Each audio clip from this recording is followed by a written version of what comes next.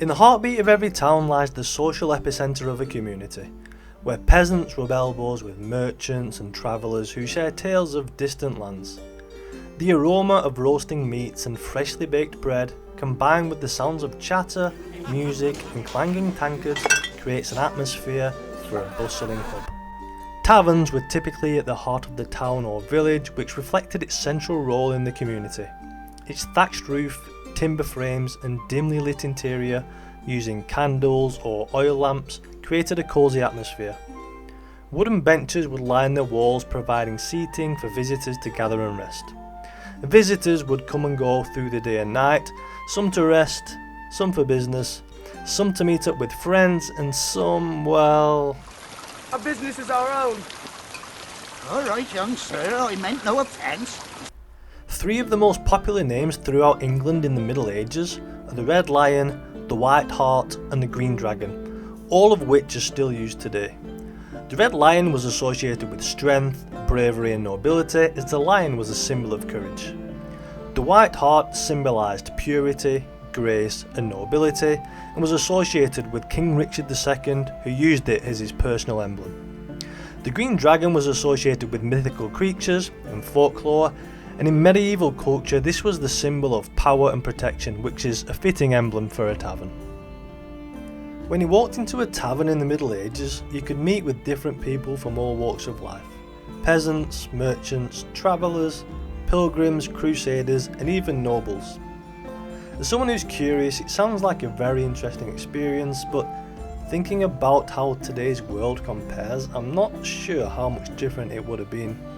People still come and go today, and you still hear them telling stories and news that they've heard about during the day or the week, but I guess it's just the allure of the past and the unknown.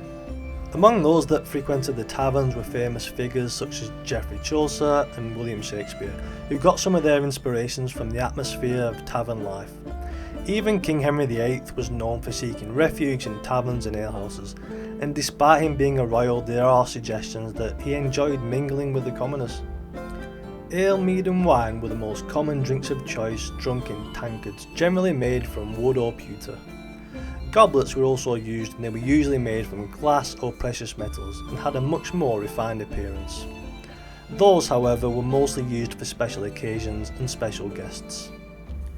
Ale was a mixture of malted barley and water, which was then boiled and flavoured before being fermented with yeast.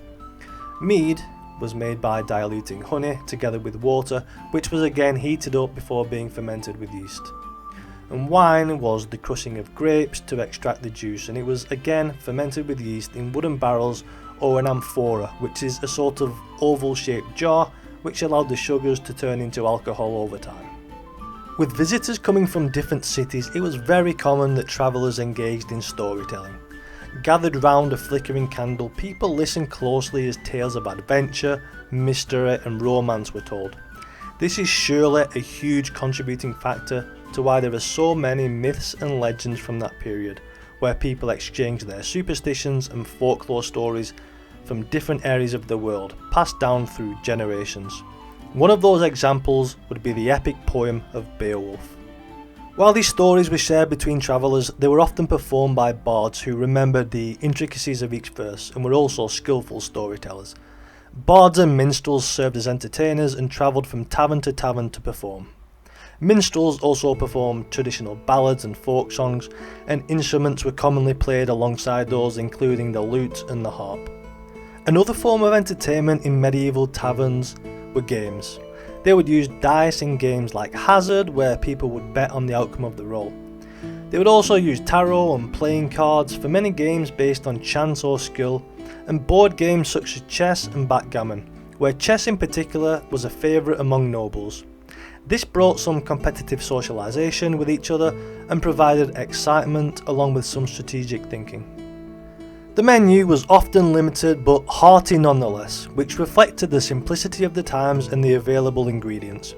You could expect to see food such as bread, cheese and roasted meats.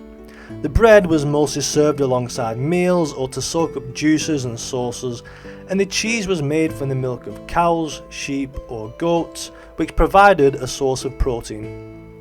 The meats were pork, beef and poultry, and were cooked over open fires or rustic ovens, which, as you can imagine, infused the tavern with incredible smells. For many guests, taverns offered lodging and innkeepers welcomed travellers with open arms, offering a comfortable bed for the night with a warm meal to replenish their strength. Accommodations varied from straw mattresses to feather beds, depending on the budget. The meals were served communally in the tavern's dining hall, where guests could socialise with other travellers and share their stories over a warm, crackling fire. Taverns were very much the hub of the community in towns and villages everywhere. It was a place where connections were made with people you might otherwise never meet. You could hear stories from near and far, air your grievances, or even form alliances. Taverns provided a space where people could come together and played a vital role in shaping the landscape of medieval society, which has absolutely left its mark to this day. Thanks for watching. If you enjoyed the video, please like and subscribe to the channel for similar content.